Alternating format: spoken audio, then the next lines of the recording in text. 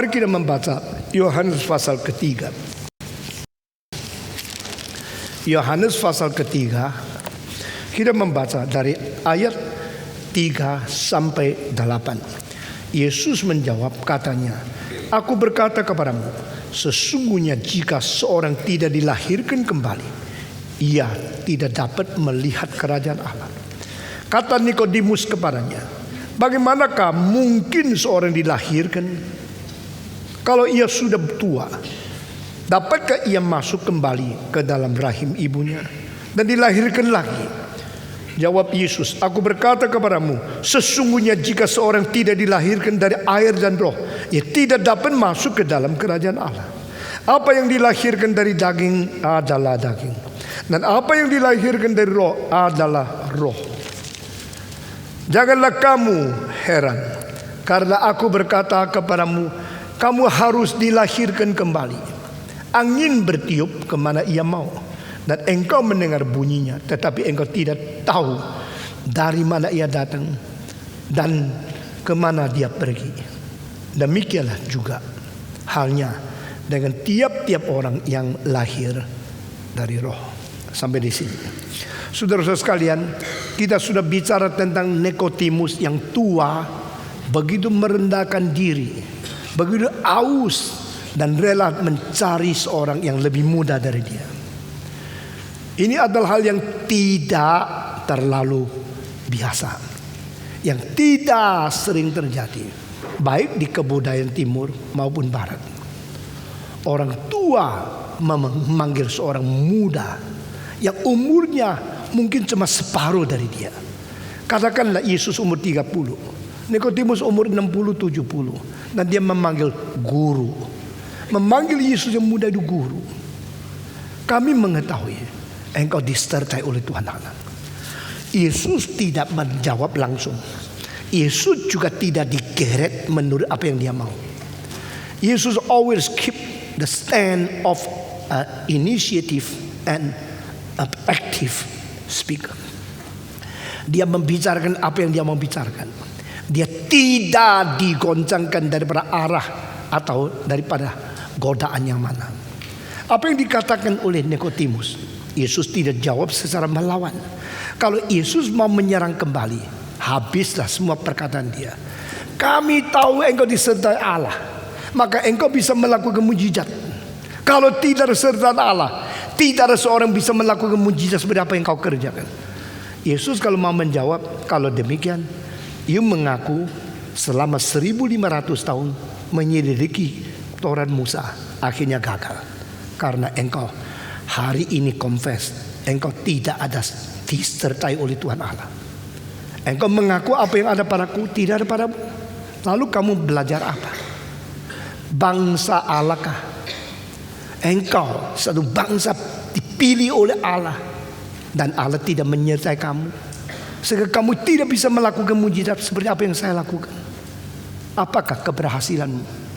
Apakah keunggulan daripada academic study of the law of God through Moses? Dia tidak bisa jawab. Nah, saudara-saudara, justru di antara Yesus kalau serang seperti ini dan kalau dia tidak bisa jawab, ada aliran atau ada satu versi yang lain, yaitu kekokohan dan kekakuan orang Israel tidak mau mengaku mereka tidak disertai oleh Tuhan, dan berani mengatakan interpretasi mereka satu-satunya yang benar. Orang Yahudi mencari mujizat. Ini menurut Paulus di dalam 1 Korintus pasal 1. Orang Yunani mencari bijaksana. Ini menurut interpretasi Paulus di 1 Korintus pasal 1. Tetapi saya mencurigai kedua kalimat ini di dalam keadaan yang secara realita. Benarkah orang Yahudi mencari mujizat? Jikalau orang Yahudi mencari mujizat, sebenarnya mereka harus berlutut di hadapan Tuhan Yesus. Karena selama ribuan tahun tidak pernah ada orang lain melakukan mujizat seperti Yesus. Kalau mereka mencari mujizat, sekarang menemukan mujizat begitu besar, mereka mengatakan inilah yang kami cari. Berterima kasihlah kami. Karena engkau melakukan mujizat jauh lebih banyak daripada Elias, Elisa, bahkan daripada semua mujizat dikumpulkan di dalam seluruh perjanjian lama yang berjangka waktu lebih dari 2000 tahun. Dari Abraham sampai sekarang. Tetapi justru tidak. Mereka melihat mujizat Yesus, makin melihat makin tidak percaya. Makin melihat makin benci Yesus.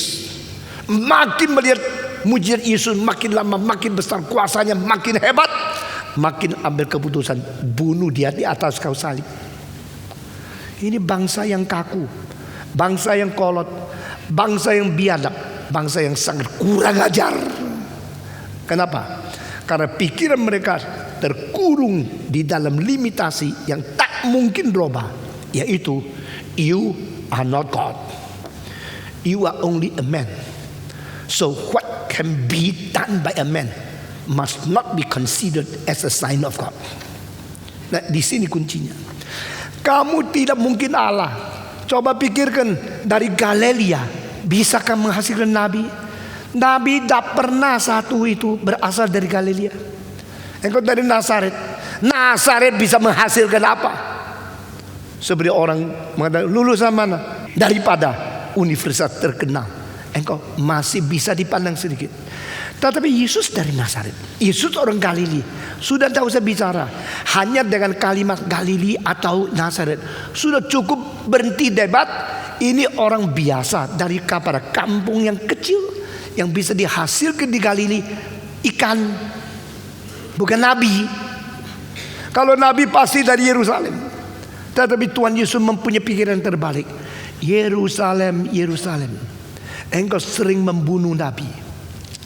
Tidak ada seorang nabi dibunuh di luar Yerusalem.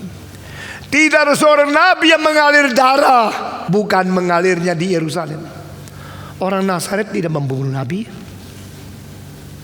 Orang Kapernaum tidak membunuh nabi. Orang Yeriko tidak membunuh nabi. Yerusalem menghasilkan nabi. Yesus bilang tidak. Yerusalem membunuh nabi. Jadi dari hari pertama Yesus tidak terlalu segan dengan orang Yerusalem. Dia tidak menghormati orang Yerusalem. Secara lahiriah titel paling tinggi. Secara lahiriah akademik paling tinggi. Secara batinnya mereka paling jauh dari Tuhan. Umatku menyebut dengan bibirnya, ya Allah, Allah. Mereka mendekat aku dengan bibir, tapi hati mereka jauh daripadaku. Itu sebenarnya mereka menyembah aku adalah sia-sia. Ini jawaban Yesus Kristus.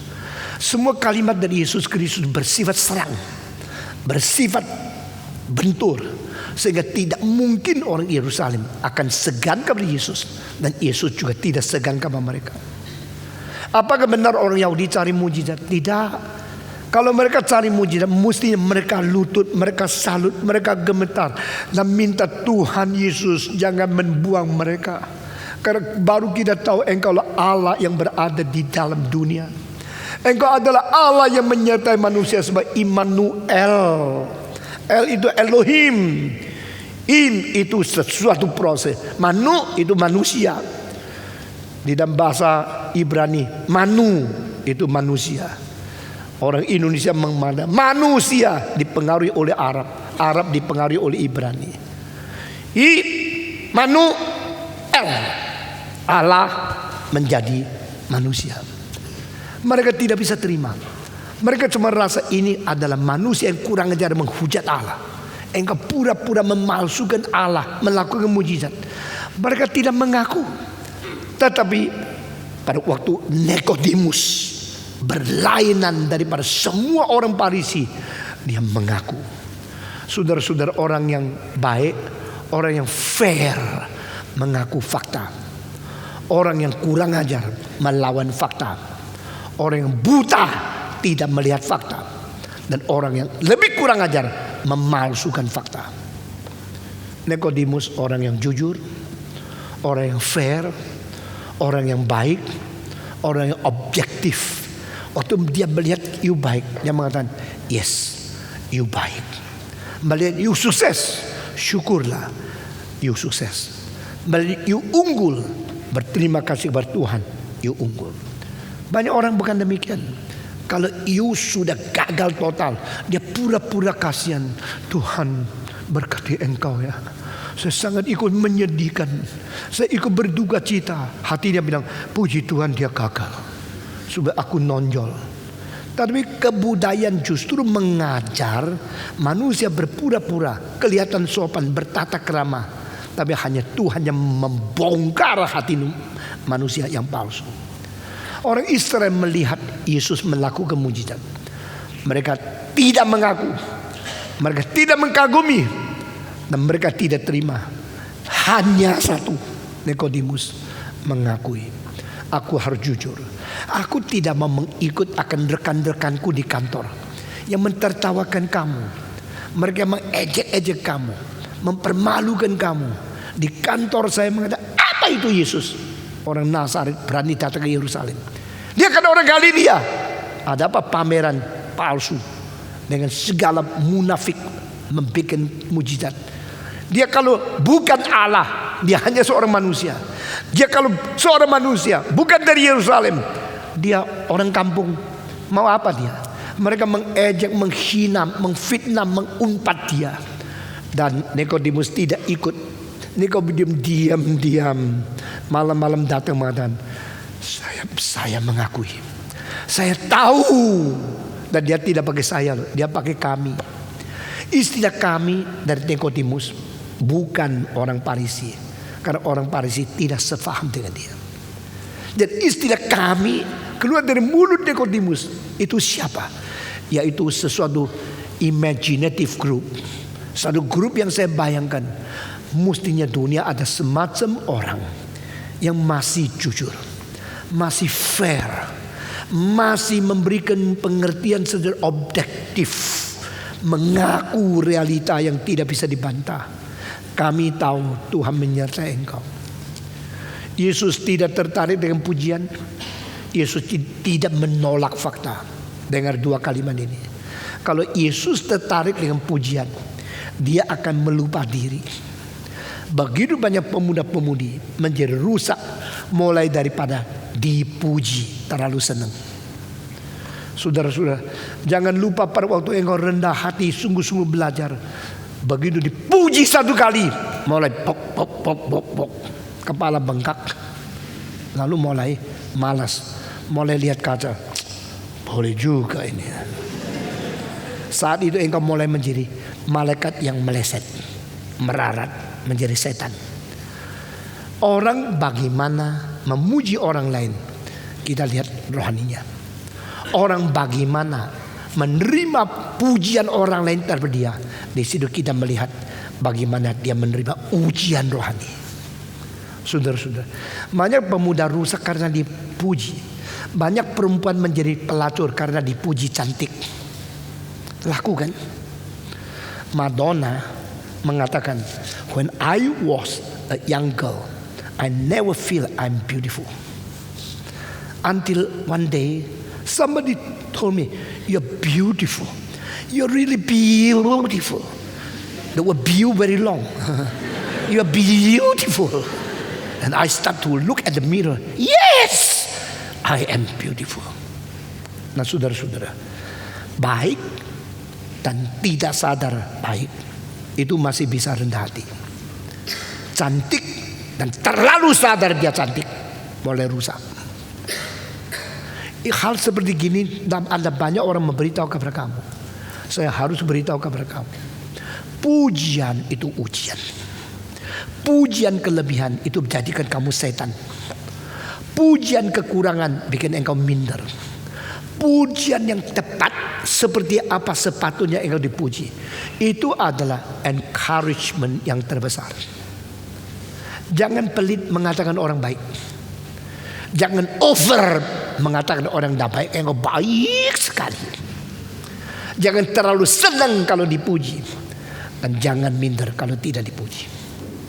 Keseimbang seperti ini penting sekali untuk character building, membentuk dirimu, interaksi dengan apa yang kau rasakan di jiwamu dan apa yang dipuji dari luar atau yang diejek dari luar.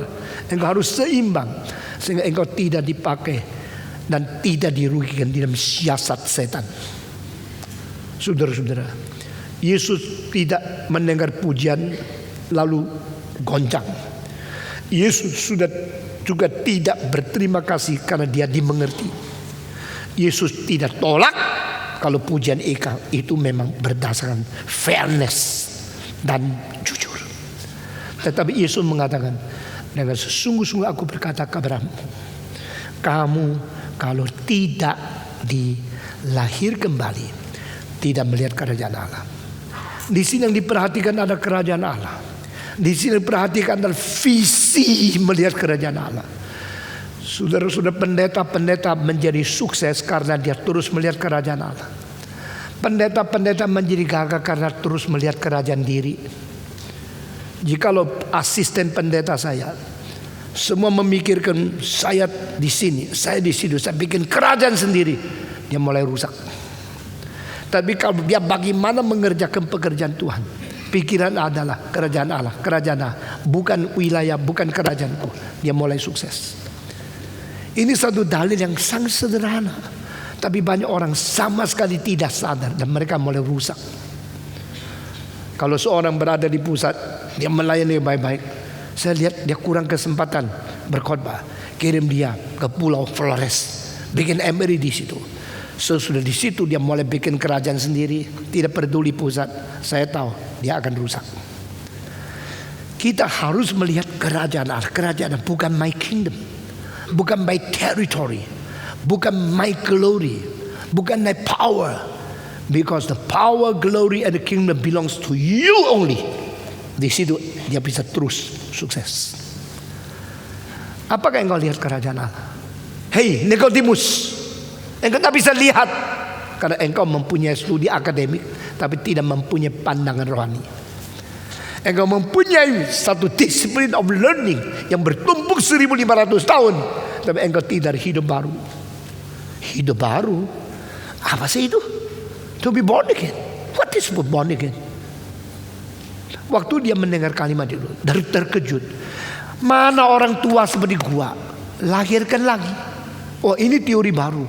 Ini sangat inovatif, tetapi tidak real, tidak logis.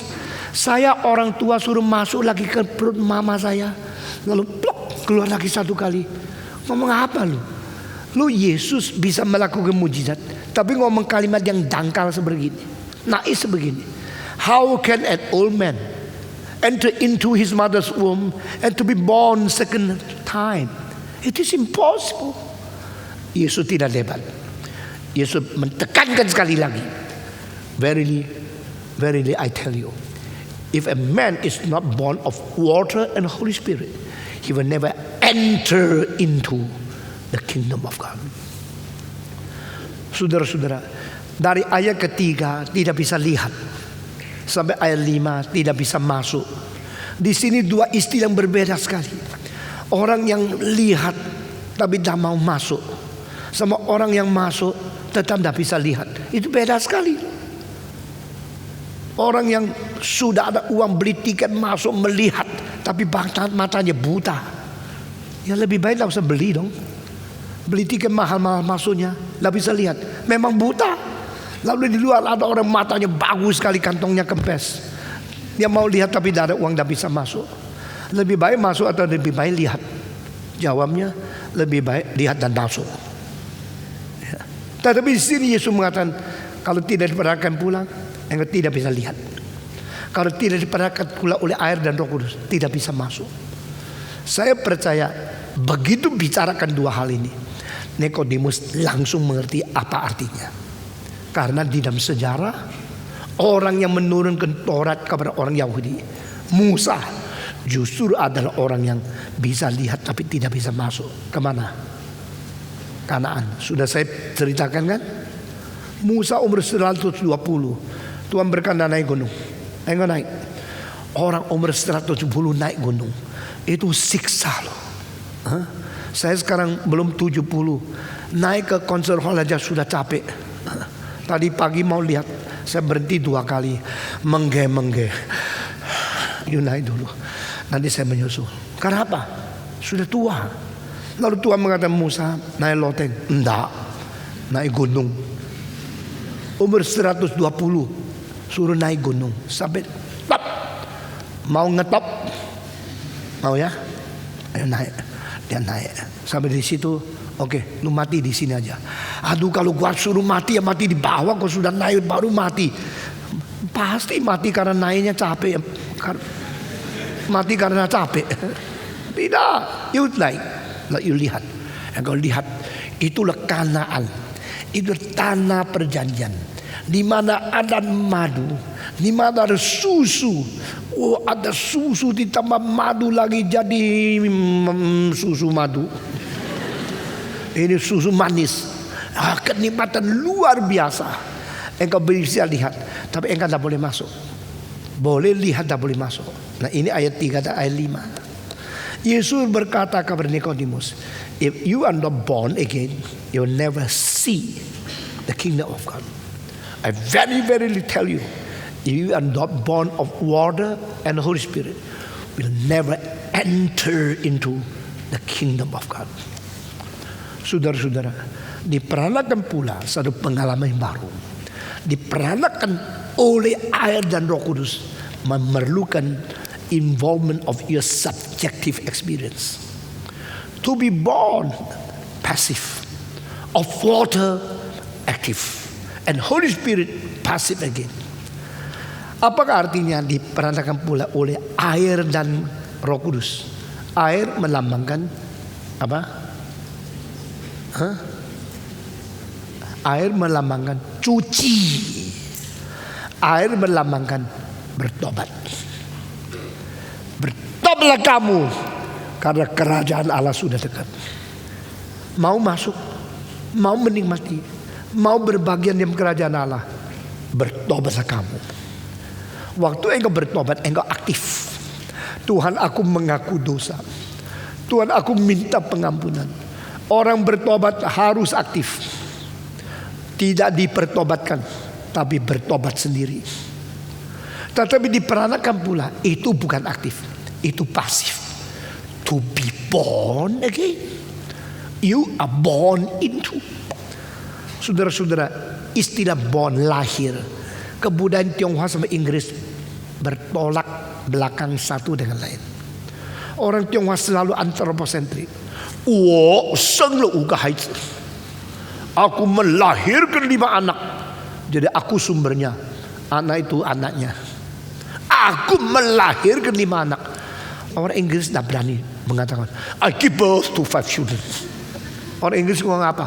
5 children are born into my family. Ya kan? Engkau belajar Inggris tak? Engkau bedakan tak?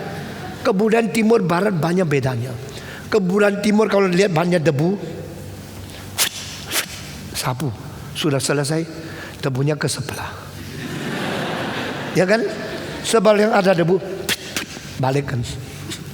Maka kota timur itu banyak debu. Engkau ke barat, ke Singapura banyak debu. Karena apa? Dia bukan, dia vakum. Ya. Cara sapu itu 2 macam. Satu macam pindahkan ke sebelah. Sebab yang harus sopan, kembalikan lagi. Kan begitu kan? Ini kebudayaan berbeda kan? Itu kenapa?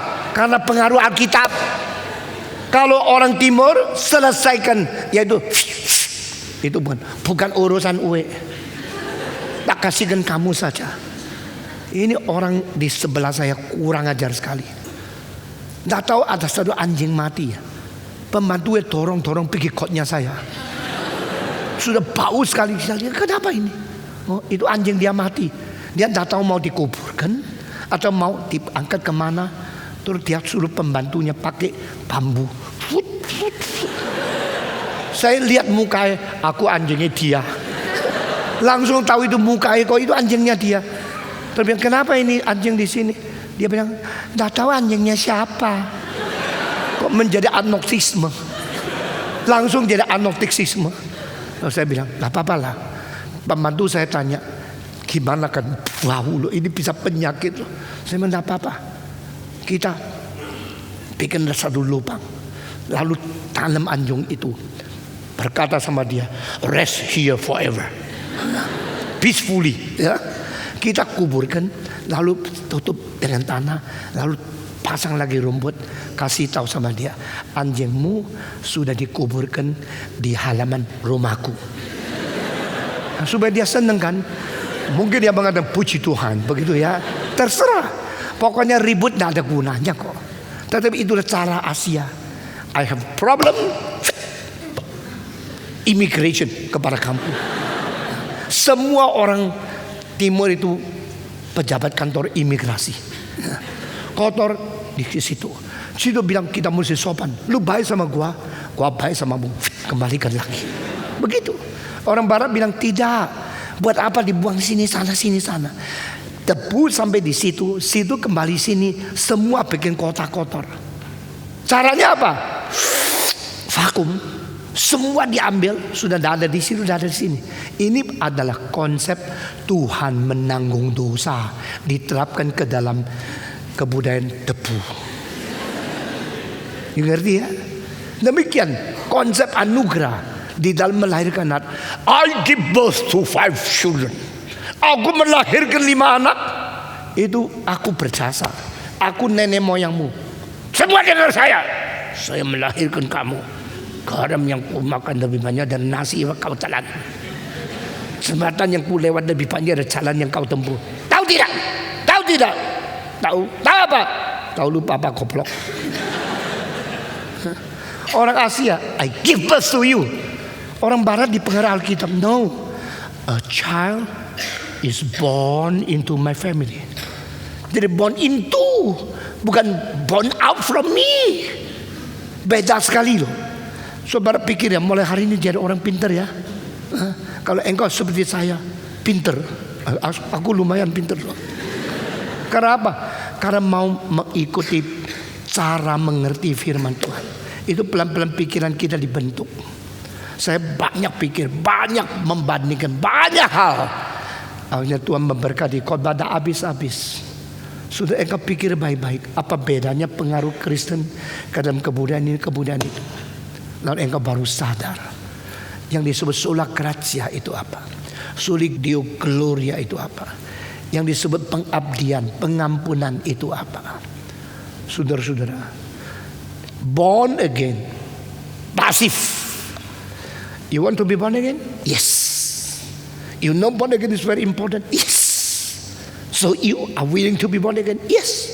I am willing, aktif. To be born again, pasif. Jadi maunya apa Yesus Kristus? You must be born again with the water and the Holy Spirit. Water is repentance. Bertobatlah kamu, karena kerajaan Allah sudah dekat. Mereka datang ke sungai Yordan, minta dibaptiskan. Aku mengaku dosa, aku bertobat. Aktif. Orang yang tidak mau mengaku dosa, tidak mau bertobat, tidak mau minta ampun dari Tuhan, itu sulit mendapat anugerah besar dari Tuhan.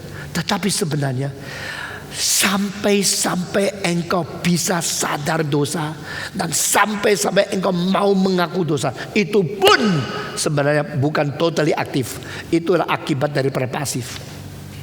Nanti ayat 8 akan jelaskan ini. Kalau Roh Kudus tidak bekerja terlebih dahulu, tak mungkin engkau bertobat. Kalau Roh Kudus tidak menggerakkan engkau, tak mungkin engkau sadar engkau orang berdosa. Nah, ini bedanya Arminian sama Reform Theology. Arminian selalu mengatakan jika engkau bertobat, engkau diselamatkan. Kalau engkau menerima Tuhan, engkau diselamatkan. Kalau engkau tidak bisa terima Roh Kudus pun bohat. Roh Kudus bohat. Roh apa yang bohat? Dia Reform Theology tidak. Kau bisa bertobat pun itu adalah anugerah Tuhan.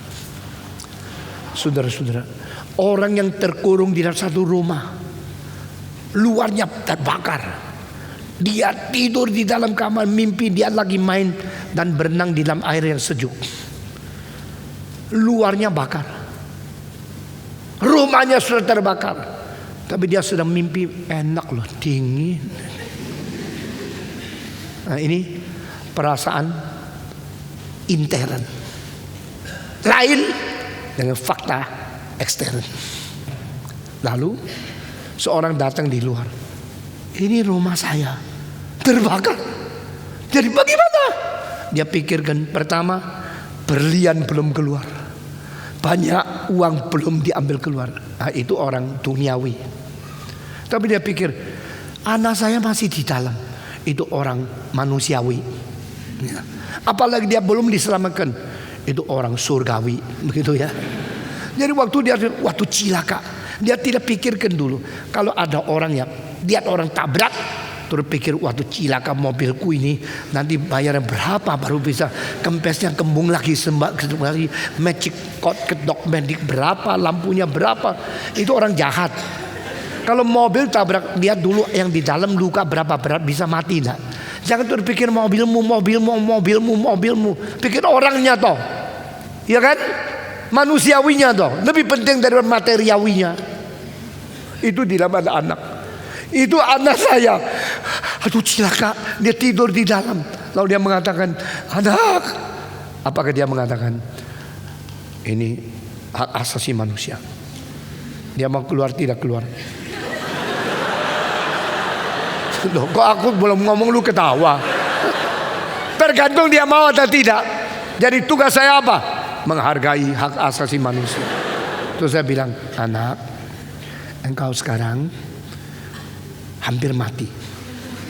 Karena aku secara objektif melihat api sudah landa dan engkau masih tidur.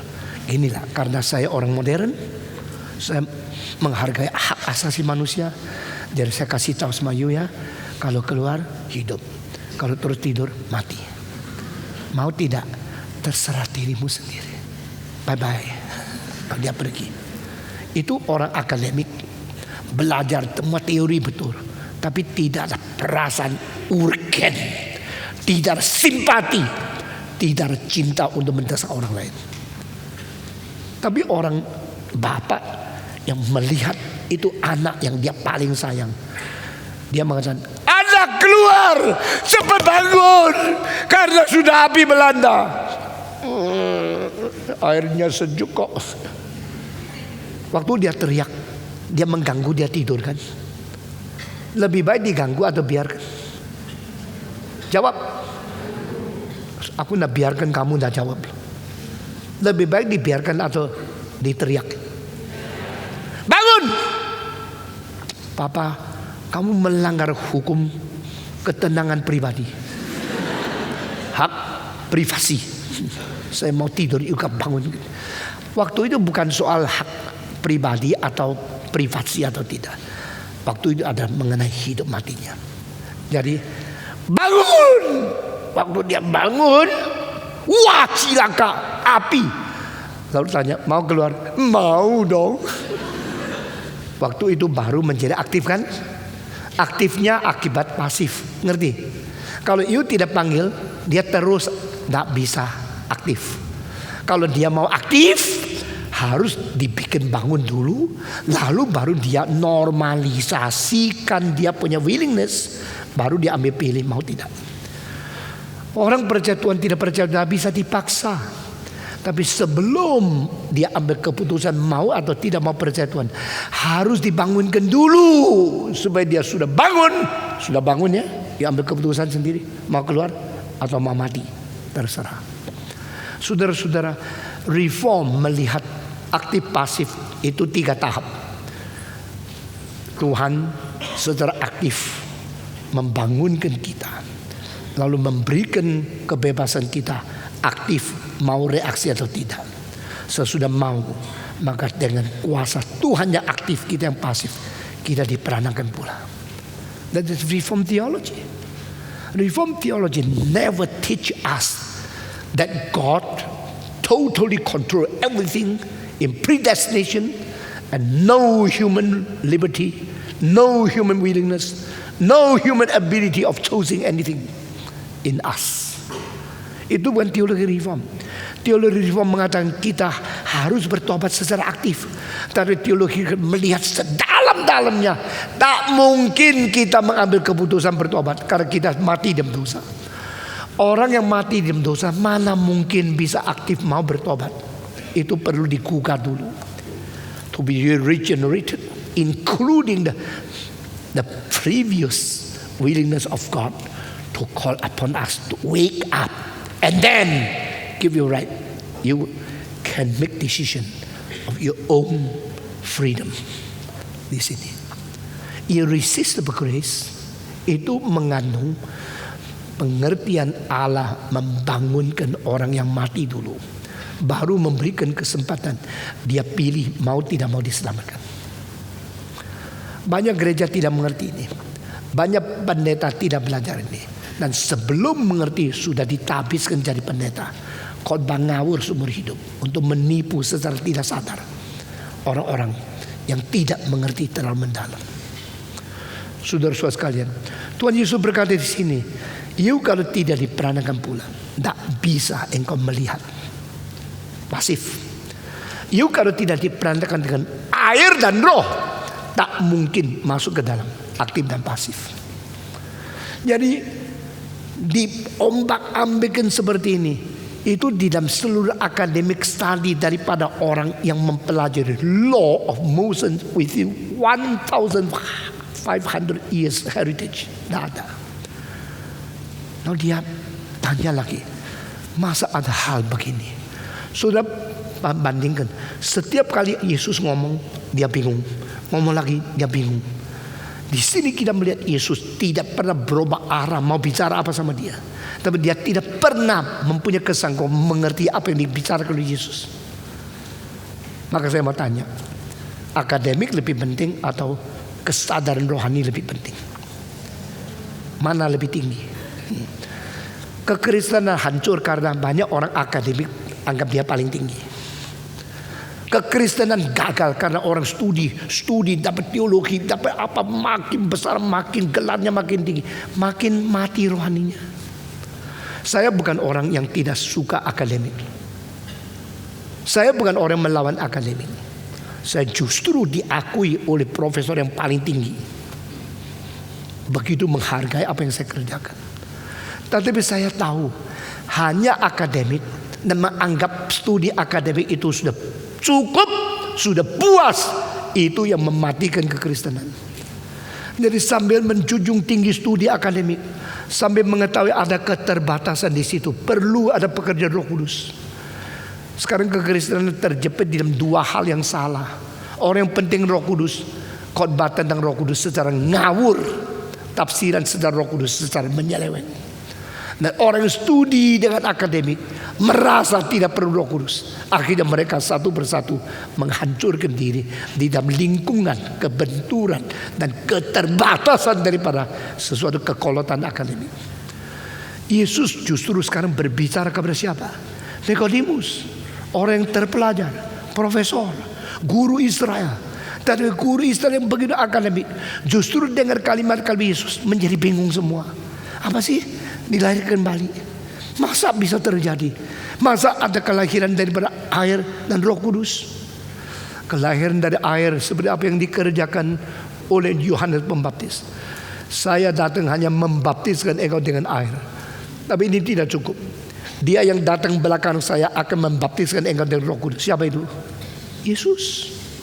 Karena saya yang dicipta memakai air yang dicipta untuk membersihkan kamu orang berdosa yang dicipta, itu tidak mungkin. Tarafnya cuma created. Tapi Yesus datang, dia bukan dicipta, dia pencipta, memakai Roh Kudus, pencipta, untuk membaptiskan engkau. Itu adalah yang mencipta, membersihkan yang dicipta. Itu mungkin. Jadi water, pertobatan, water dilaksanakan oleh Yohanes Pembaptis. Spirit itu adalah perandakan pula yang sejati, hidup yang baru. Itu dilakukan oleh Yesus. I'm a baptizer of the water. Jesus is a baptizer with the Spirit. I use the water as a means to cleanse you, but it is impossible because water is matter. You are spiritual man.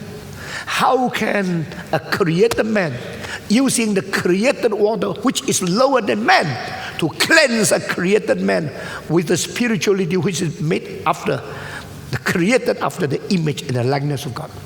It is impossible. Maka engkau jangan kira aku baptiskan engkau, aku bersihkan engkau. Aku tidak bisa membersihkan engkau, karena air tak mungkin membersihkan jiwa. You mesti menanti Yesus yang datang. Dia akan baptiskan engkau dengan Roh Kudus. Allah pribadi kedua, diutus oleh Allah pribadi ke satu, memakai Roh Kudus pribadi ketiga untuk membaptiskan engkau. Allah membersihkan manusia, itu baru bisa. Tetapi kamu harus mau bertobat. Bedanya orang dibaptiskan Yohanes adalah mereka yang mau bertobat, dibanding dengan orang-orang Farisi, mereka tidak mau bertobat. Kenapa orang bawahan mau bertobat? Mereka masih polos. Orang polos kalau dengar firman yang benar langsung terima. Orang yang sudah anggap diri pintar mendengar firman, dia anggap dia lebih tinggi dari firman, tidak bisa terima. Lebih baik engkau tidak tahu apa-apa, tapi ketemu dengan yang benar pertama kali langsung engkau kena, daripada engkau kira engkau tahu apa-apa lalu dengan apa-apa yang kau tahu melawan kebenaran yang kau dengar, kamu semua tidak kena. Bahaya sekali. Lebih baik belum Kristen tapi akhirnya mendengar firman yang baik, daripada katanya sudah Kristen dengar firman semua ngawur. Cilakalah mereka yang sudah anggap diri tahu tapi tahunya salah-salah. Lebih baik engkau tidak tahu apa-apa lalu diajar dari permulaan langsung benar. Lebih baik engkau tidak ada pakaian baru tapi mempunyai kain yang polos, dipotong langsung cocok badannya, daripada engkau bilang saya sudah ada pakaian tapi kau laki pakaianmu itu perempuan, atau kau gede pakaianmu itu kecil lalu mau rombak pakaian. Lebih baik bangun rumah dari nol daripada rombak rumah yang sudah jadi. Ngerti tidak? Orang Farisi semua sudah dibentuk, sudah dididik, tapi didikan salah sehingga Yesus datang mereka tidak berterima kasih, mereka membenci Yesus. Cilaka. Makin ada agama makin rusak. Orang yang paling rusak adalah orang yang beragama salah tapi anggap diri benar. Orang yang paling berani membunuh hari ini bukan orang ateis, tetapi orang teroris. Orang teroris tidak beragama, beragama. Mereka dididik beragama, dididik agama salah. Setelah dididik menjadi apa? Menjadi orang kejam, orang jahat. Karena apa? Ajaran agama. Jadi agama yang rusak lebih jahat daripada tidak ada agama. Orang pakai nama Tuhan berbuat keberanian agama lebih jahat dari mereka yang tidak mengenal Tuhan. Sadar apa yang saya katakan? Yesus bilang engkau perlu dilahirkan dari air dan Roh Kudus. Saya hari ini khotbah di sini saja. Mari kita berdoa. Tuhan berkatilah kami, beri kekuatan kepada kami untuk terus menjadi orang yang mencintai Tuhan, merindukan firman Tuhan dan taat kepada sebagian ajaran Tuhan. Dalam nama Yesus Kristus kami berdoa. Amin.